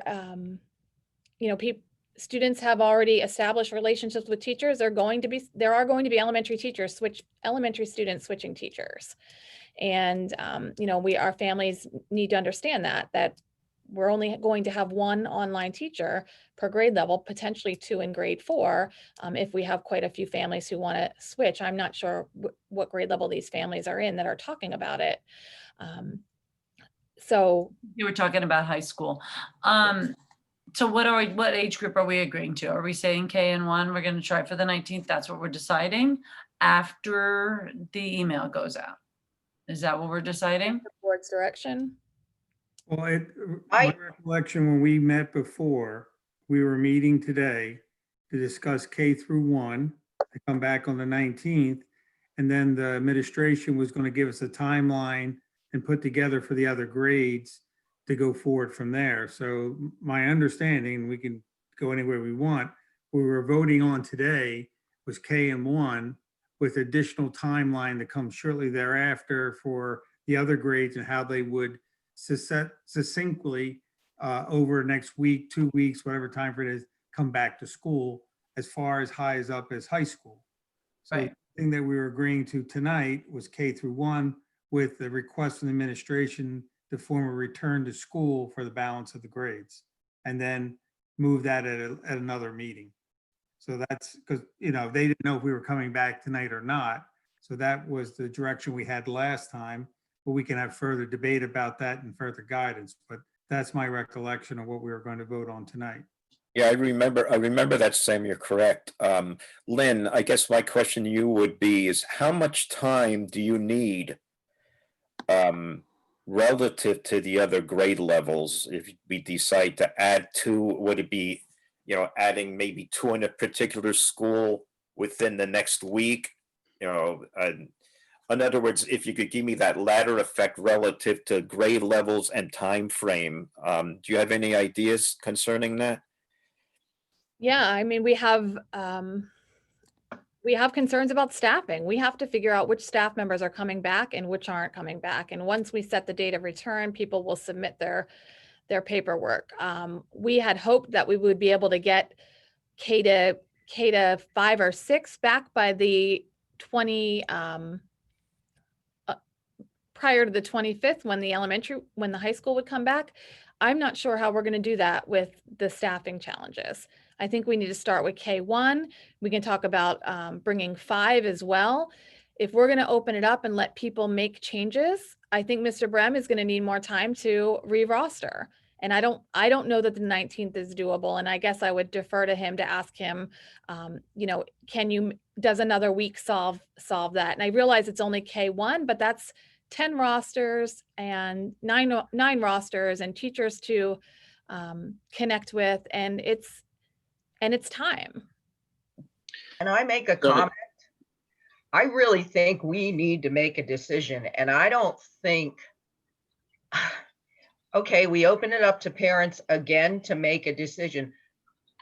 The leadership team and the staff have been working on this for months, and now we're going to make a change. When are we going to say, this is it? This is what we're doing. We can't every meeting say, well, now we got to poll parents. Well, now we got to poll teachers. We have got to make a decision and stick with it. Yeah, but I'm sorry, but I disagree about them. It's such a different situation to be in substantial than moderate. That to me was a key point, and we've just changed our mind on that. And I think that we have to hear from parents on what they think, because I think that can significantly impact their decision. Lynn, to address your Becky. question regarding the turnaround time, the last survey that we sent out gave parents and guardians 4 days of opportunity to respond to that survey. And there were some outliers that we did have to contact regarding their responses. Either they were duplicative or there were entries that were blank. But I do anticipate that there are, just based on the comments, some families that will want to change what their original choice was based on when they completed the survey data. Some of the challenges that come with that are having to update the rosters, and we take into consideration who the child's teacher is currently. And we're trying to keep them in their currently assigned classroom if possible, as long as that teacher is either remaining face-to-face, what the parent chose, or in virtual as well. So as parents and guardians complete the survey, that may impact, it's definitely going to impact those rosters. Once we have that survey data, it's then reaching out to those parents who haven't responded to make sure that it's still current, and updating our rosters, which has an impact for our system in which we input that information, that all has to be changed within Sapphire, which then informs our dismissal manager as well. Teachers are also going to need an opportunity to adjust their rosters as well, to update for students coming in. Elementary students all have their own desks. They have the sentence strips, those types of things, lunch cards. They're all things that students are going to need. So there is going to be some time. The timeline of the 19th is concerning if we're going to be asking parents to update their preference. And based on the comments, it seems like there is a significant amount of parents that would like that option. So just wanted to share that information, so you have some background as to what the process was like before. Can I throw out a proposal? Because I feel like we could circle around this for hours. What if we target to bring back K1 and grade 5 on the 19th, and then bring everyone else back February the 8th, which is 3 weeks later? Is that reasonable? Is that crazy? Are you talking with or without giving people the option to change their mind? With.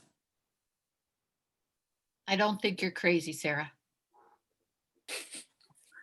I think based on what Zach just said, the 19th is a quick time frame. For only 2 grade levels. 9 classes. 9 classes. Well, Lynn, can I ask you this?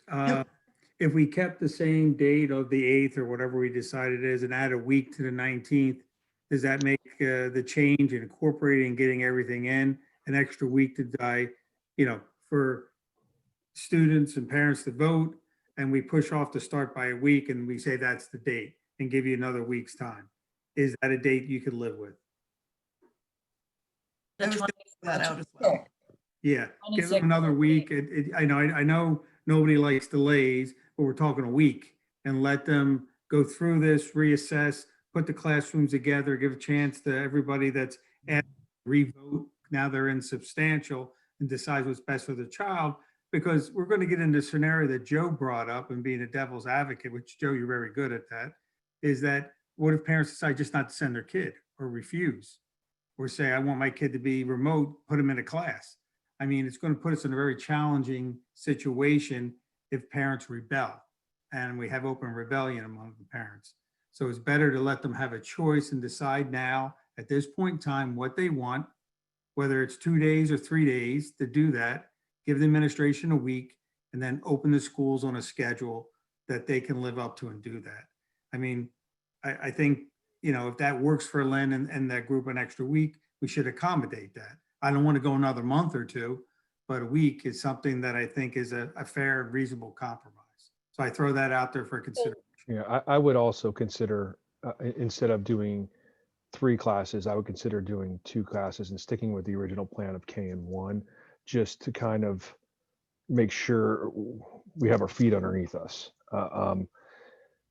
And keep that stepped approach. That would be my suggestion.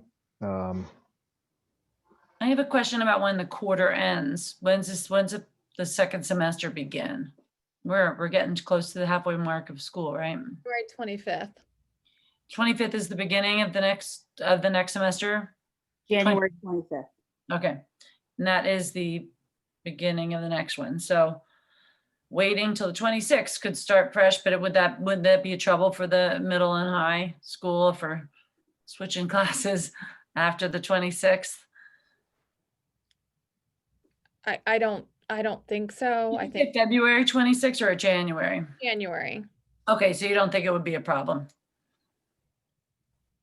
I would defer to Heather or Ken if either of them has. No, I don't think it's a problem. If we get the data Oh. back right away, I think we can crunch it pretty quickly and Yeah. you know, And then, it's sure everything's online too, right? So. right. I think to me it's more getting some understanding which staff I have is more of the concern when putting the schedule together than crunching numbers quickly from parent surveys. The other Okay. challenge we had is just getting them back in a timely manner. So like, even though I hear what Joe's saying, if parents want to change their mind, I think they should have the choice to pick the option they want. But just hearing from them, last time we got the survey back, we had to do a lot of reach out to hear from parents who didn't respond. And we still didn't get feedback from some parents who didn't respond. So I think we have to just make sure we're sending that out nonstop and getting the data back as soon as possible so we can start crunching numbers. And I agree with Ken. I think that we can do that on a relatively short turnaround at the high school because of the model we're using.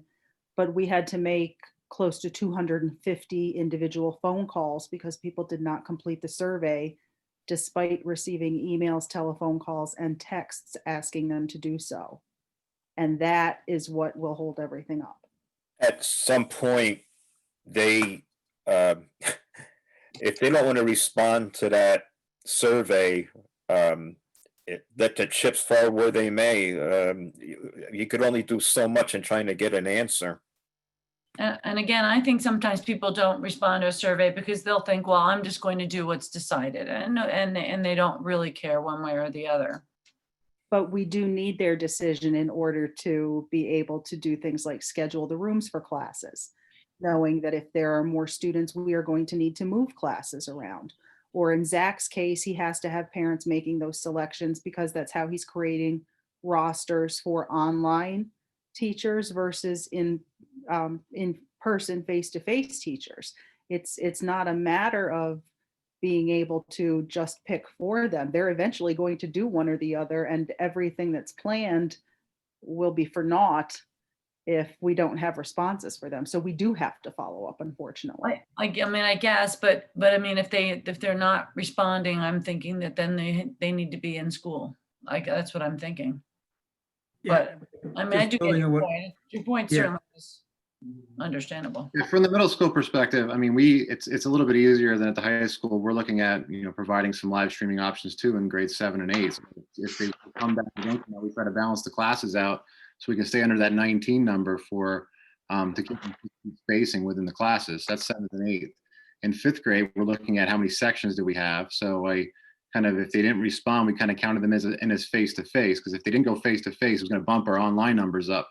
And for whoever's teaching online in 5th grade, which might get a little higher than normal, but that's a safer bet, I think, for us at this point.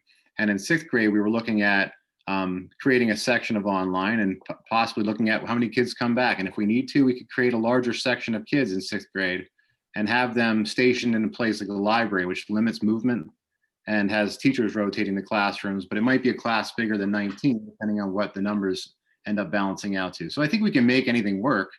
It's just a matter of, getting the data back and having a little bit of time to crunch it. We can do that pretty quickly, but just got to know who I have to work with, from the staffing standpoint. I have a question. Are the surveys only in English or are they sent out in other languages as well? They're only in English, but our ESL teachers do follow up. And Okay. we have also had staff follow up if need be. I just wondered if that's a barrier. Sure. Mhm. Becky, we also made phone calls in Spanish to homes where we know that the primary language is Spanish. Okay, that's good to know. Thanks. Heather, I need, Lynn, just quickly, at what point does your staff have to make a decision one way or the other? Because it's not only not knowing what students want to do what, but on the staffing side, at what point are they committed to have to make a decision? Well, as you know, I mean, these are very difficult decisions, and once they know we're returning face to face, they will likely, some may need to reach out to their medical providers and secure documentation or information to take leaves. That may take a few days for them to do that, and then submit that information to HR. Hopefully our teachers will do that as soon as possible once we have this opportunity to share the information from tonight. But the reality is, if teachers choose to resign or staff members choose to resign, they could resign the day before. Even in a normal school year, we can have things like this. I understand that this is a little bit of a special case, but we need to make a decision and move forward. Mm-hmm. Like I said, we can talk in circles about this all night. We need to make a decision so everybody knows what they have to plan for. So are we in agreement then that January 26th date would be that possible start date with the next group, One. the 8th, which is 2 weeks after that. So looking at January 26th for K1, and Sam, I think, put on the table February 8th for, The remainder. Yeah, Sarah did. Yep. Is there any chance we can include grade 5 in the January 26th date? I like including grade 5. I don't. Just to add some operational context to that, if you add grade 5, you're obviously talking about middle school, which would operationally add a whole set of extra runs for buses. That's fine if we want to do that. Just be aware that that is an additional bus run, whether it's. Right, that's a good point. It's just something to consider. Yeah. Is Thank Russ, you. is I Russ would- ready to go when we're ready to go with the buses? Yes, it just changes some of how they've been doing things and bringing more staff back. He would have all of his licensed, his certified drivers for buses he has on duty, but some of the van drivers were furloughed, so he'd have to bring some of those back once we fully ramp back up. So starting with one set of runs for the elementary and then staggering it would be probably beneficial to his ability to staff more appropriately. But he'll make himself ready when we. I say we stay with K1 just to make it simple. For now. So, yeah, I agree, Joe. So what's on the table right now is K-1 for January 26th and February 8th for everybody else? yes. Okay, is everybody in agreement with that? George, at this point, it would probably be appropriate for somebody to make a motion and then have that seconded, and then you can discuss and then hold the vote. Okay, I'm sorry, you broke up there, Mike. Sorry, at this point, it'd probably be appropriate for somebody to make a motion and then for it to be seconded. And then once it's seconded, you could open up for more discussion and or hold the vote then. Okay, Carol, would you like to make that motion being chair of curriculum? Yes, the only other question, are we going to send out an email to parents? Yes. With a Tomorrow? short turnaround. Short turnaround tomorrow, you're sending it out? We'll send something out tomorrow. Okay, so I will make a motion that on January, a question, an email will be sent out to families tomorrow to respond as to their choice, whether they want to go totally in person or totally remote with a short turnaround. And then we will plan to open our schools for kindergarten and first grade on January 26th, followed by grades 2 to 12 opening back up on February 8th. Correct. Okay, I'll second that. All in favor? Well, A discussion. There should Are be we gonna have discussion one first? by one. Oh, discussion first? Yeah, If we have any. Should this be roll call, Mike? That's Yeah, what we I should was do a roll gonna call say. after discussion, if there's any discussion. Any I think we're done discussing. yeah, All right, so Mr. DeFrank, yes or no? yes, Ms. Frick, Yes. Ms. Glenister, No, Mr. Ganal, No. Mr. Hattinger, Yes, Ms. Klinger, Yes, Ms. Nemitz, Yes. Ms. Ziegler. Yes, and I do have one question. Special ed. Are they included in the 2 to 12 coming back on the of February? That wasn't part of the motion, so. Okay. I don't know why they wouldn't be. I'm Yeah, I would say, Another, based on the fact that we didn't say anything, they're included. Yeah, the motion's just for K-1 on January 26th and 2 to 12 on February 28th. There's no exceptions or any changes. So, my answer is yes for that. all right. And then Mr. Gatanis. Yes. All right. And the motion does pass 7-2. Okay, thank you, everybody. That was easy. So I'm going to ask the question again. What about our special ed students and when they return? I just assumed if they were kindergarten and first grade special ed students, they would come with them. And if they're second to 12, they would come with them. Thank you for the clarification. Right or wrong? Yes. Is that I correct? assumed the same thing, Carol. I think that's accurate, Carol, because there wasn't any exceptions carved out of that, as Mike Okay. had said. Okay. Thank you, Christine. You're welcome. Thank you for the clarification. You're welcome. Okay. Do you have anything else, Carol, by any chance, or is that it? That's it. Okay, thank you.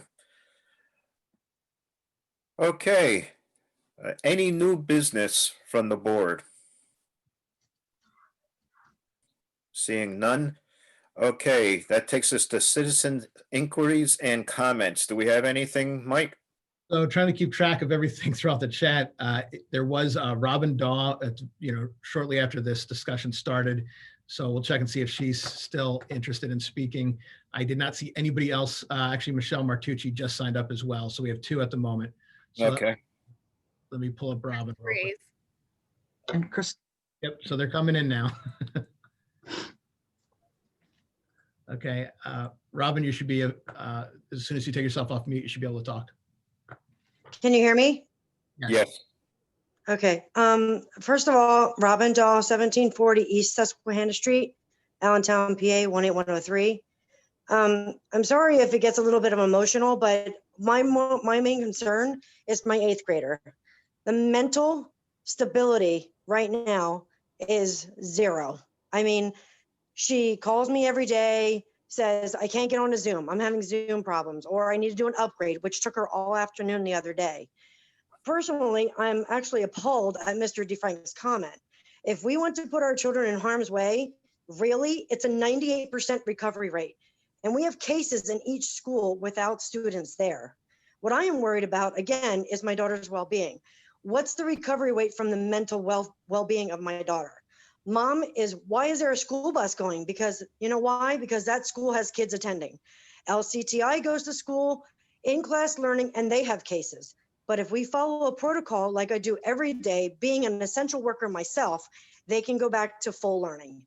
I would not want anyone to suffer and be in harm's way, but I'm sorry, I have teacher friends, but you signed up to be a teacher to teach our children. Nurses signed up to be a nurse, and they go to work and follow certain protocols.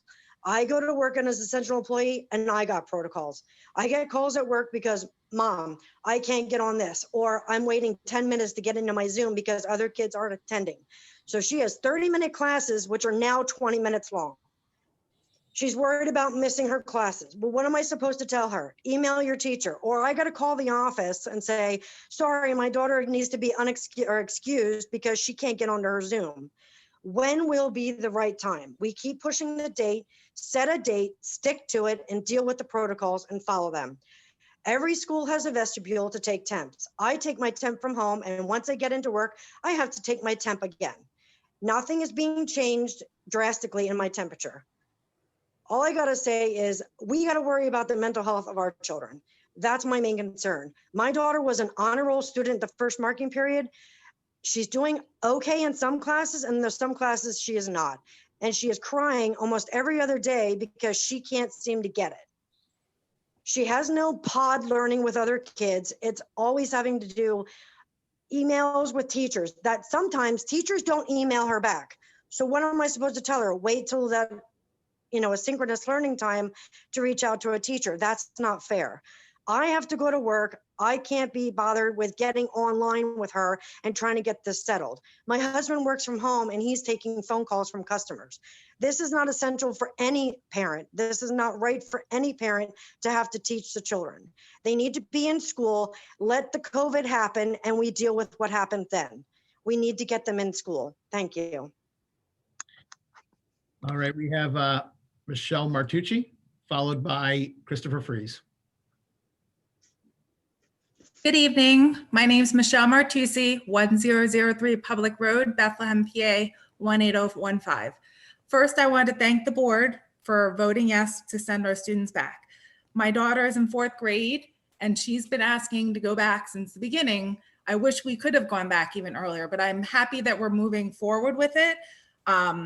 I'm a little disappointed that we have to resend out surveys. As a parent that filled out that survey in November, I knew that obviously COVID was still in the substantial.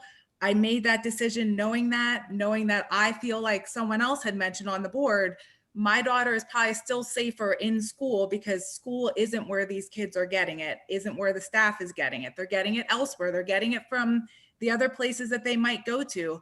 And honestly, the kids probably, being that they have shorter days, being on Zoom for just a few hours, I see plenty of kids down at basketball courts all hanging out, that's probably where they're getting it from, to be honest. So if they're in school, it's probably a better place.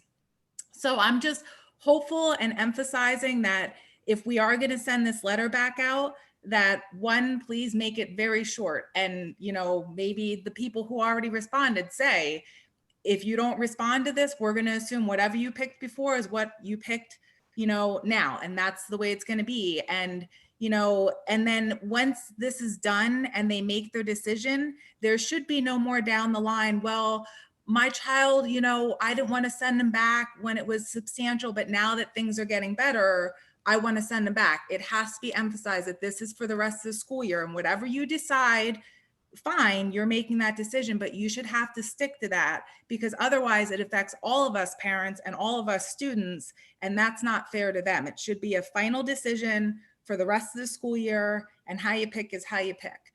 So thank you again and have a good night. All right, we have Christopher Freeze followed by David Byer. This is Christopher Freeze, 1137 Patricia Drive. Good evening and Happy New Year. First of all, I had no intention of speaking tonight because I thought the parents of the students in the district would and did capture my feelings about reopening. But after the board's comments tonight, I could not sit back and let them go unaddressed. The comments tonight from Mr. DeFrank were downright disgraceful. He essentially said that he would vote to reopen. Talking period, but I had to do it because this whole going back and forth with these surveys. I'm sorry? Sorry, go ahead, Chris. Sorry. He essentially said that he would vote to reopen the district to prove parents wrong, to prove to parents that he was not holding the children back. We are now using spite as a primary decision maker on this board. Whether we as a community agree with your decisions, please use sound judgment and not something as petty as spite to weigh into the safety of our children. Mr. DeFrank has proven time and time again that he is not fit to serve on this board. Members of this community asked for his resignation when his egregious actions Mr. led Freeze, to the Mr. voluntary Freeze. resignation of another board Mr. member Freeze, last and week. I like to, and you can say what you want, and I will like to address and respond to your retort. It was recorded, Done so with your ramble. please do. It was recorded. Yes, Mr. Freeze, what Yes. I would say is I don't want the people to think that I'm holding their children back from going to school.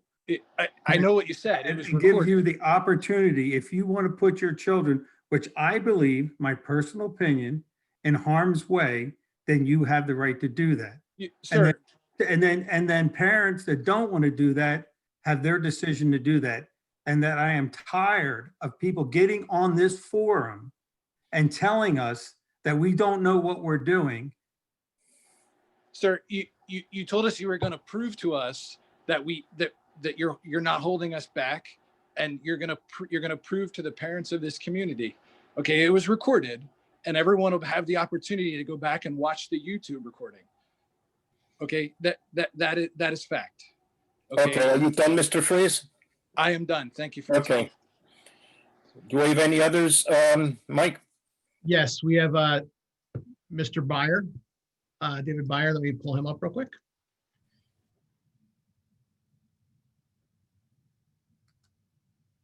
All right, Mr. Byer. Okay, very quickly, I wanted to thank all the members of the school board for their careful consideration of what must be a gut-wrenching decision. I wanted to thank you for making such a courageous decision in August to keep people home as long as they could. I understand all the concerns of the community. I have a child at home, and we are so privileged to both be teaching from home, where we can, for the time being, where we can give him all the support that he needs, and he's still going nuts. We're all going crazy. We're all frayed edges of a rope, and every day feels like it might be the last one that we can take it. But we're all members of a community, and our federal and state governments have done a poor job of doing what they can to support us in making sure that we can stay home and mitigate personal risk and the spread of COVID-19. That puts a tremendous burden on things like local school boards and individuals to make smart decisions all the time. Go to a grocery store and see how many people cover their faces with a mask that is not covering their noses. And you can see that as a community, we're not doing very well. As a community, we need to do everything we possibly can to stay home. We can't act like this is not happening and wait for the vaccine to save us. We're in a spike brought about by Thanksgiving travel, and we've got another spike coming from December travel. The longer that we can do our part in the community to stay home, the better off we are. It sucks for everybody. I get it. That's all I wanted to say. Thank you. All right, we have Tom Spinner. Let me just pull him up, followed by Kristen Miller. And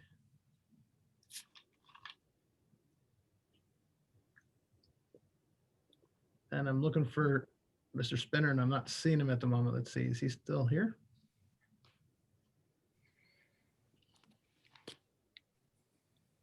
It might be under Nicole Spinner. Oh, yep, that might be, yep, there we go, okay.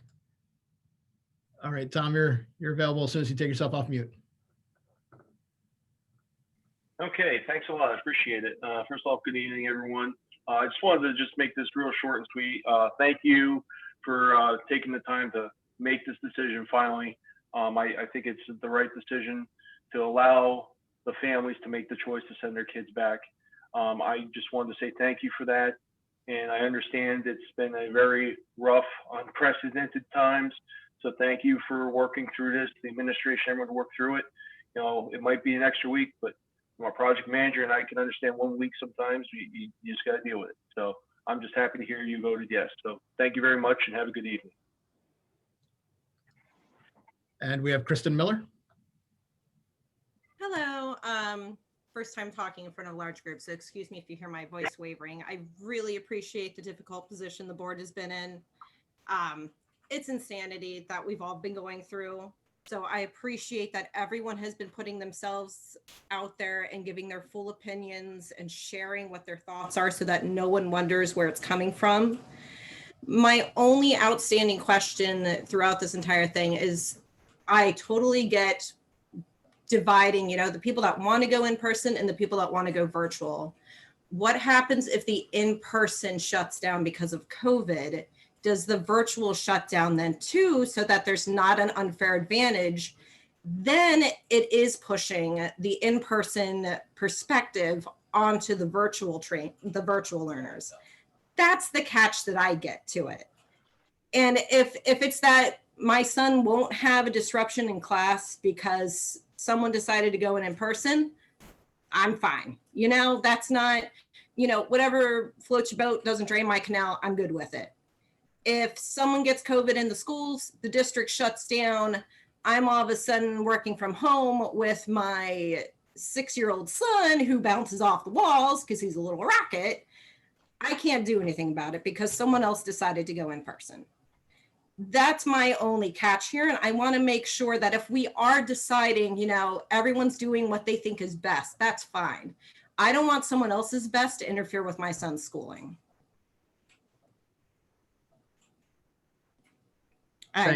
Hopefully that was taken well. I'm really not trying to jump down anyone's throat or anything. I just want to make sure that that perspective is taken out or taken into consideration as we move forward.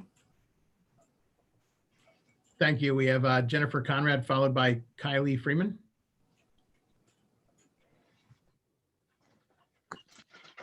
Hi, this is Jennifer Conrad, 1783 New York Avenue, Allentown, Pennsylvania.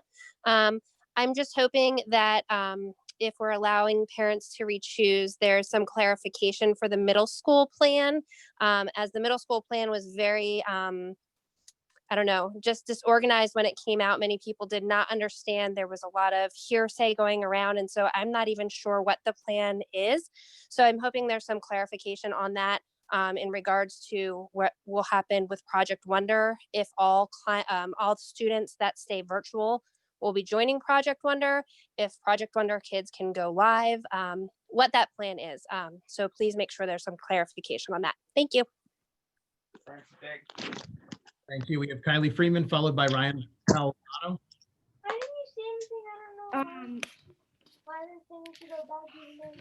Hold on, please.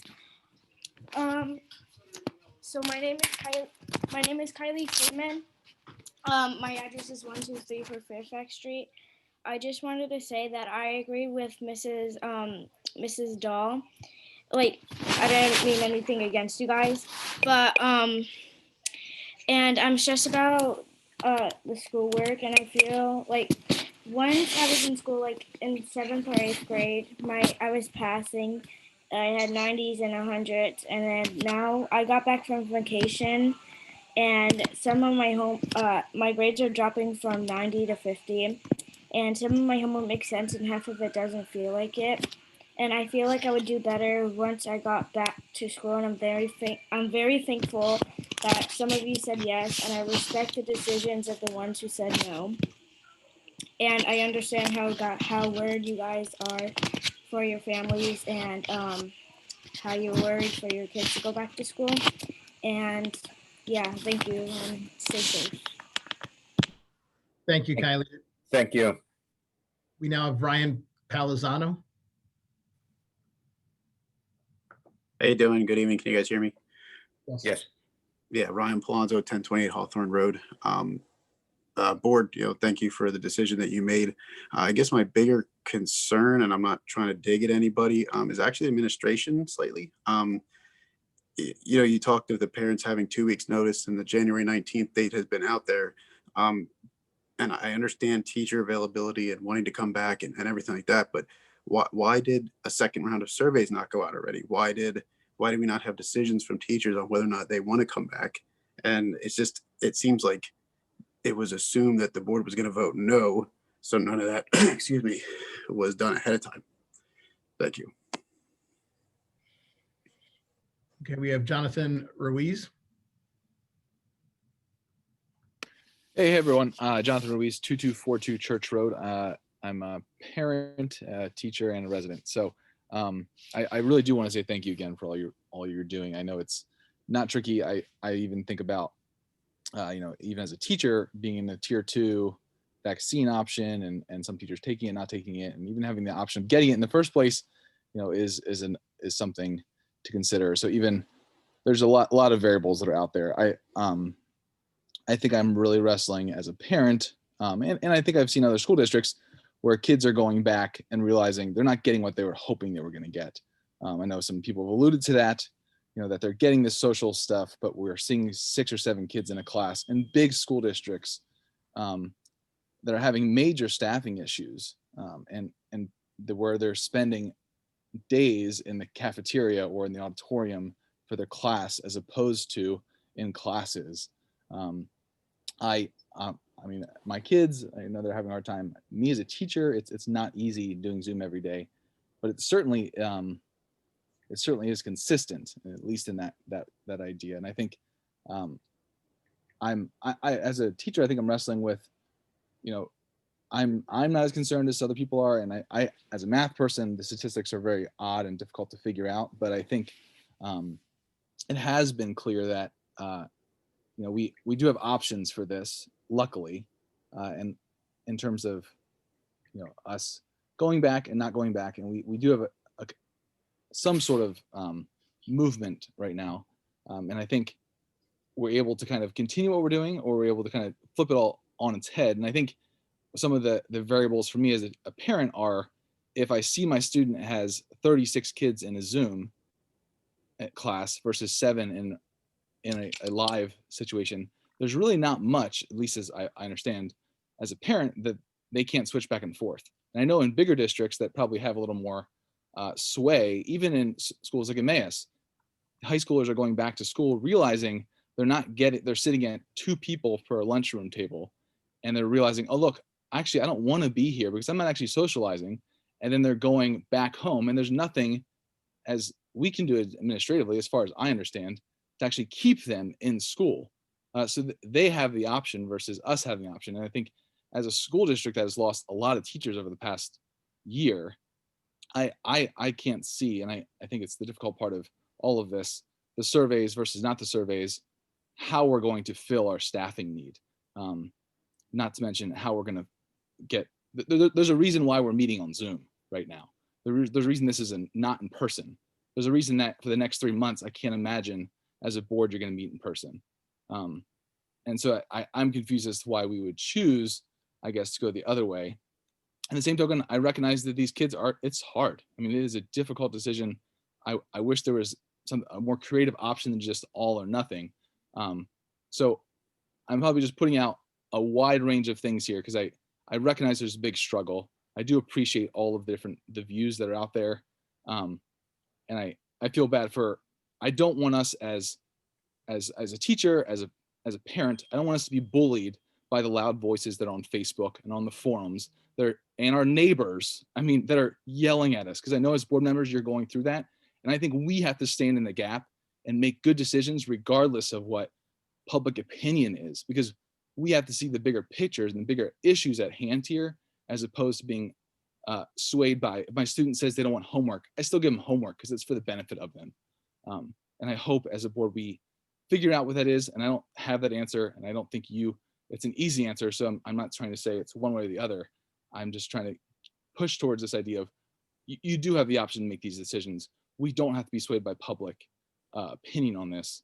And I do think I am thankful for all that you're doing. So thank you for that. And good luck with the decision making. And of course, I support you in all that you're doing. So thank you very much. Thank you.